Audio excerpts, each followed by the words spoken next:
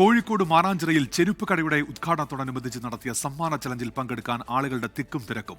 ഉദ്ഘാടനത്തോടനുബന്ധിച്ച് ₹1 നോട്ടുമായി ആദ്യം വരുന്ന 200 പേർക്ക് ഷൂവും വാച്ചും ഓഫർ നൽകിയിരുന്നു.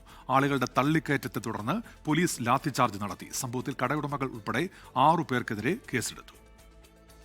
6 മണിയായി 7 മണിയൊക്കെ ആകുമ്പോൾ 5 മണിക്ക് 5 മണിക്ക്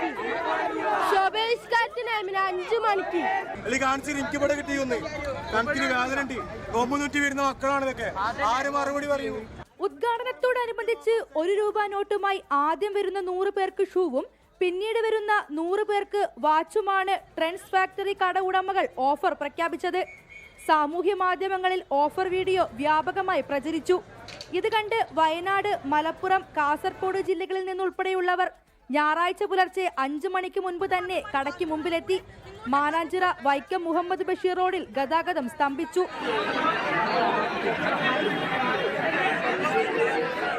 മൃഗീയമായിട്ട് എല്ലാരും തല്ലാണ് പോലീസുകാർ.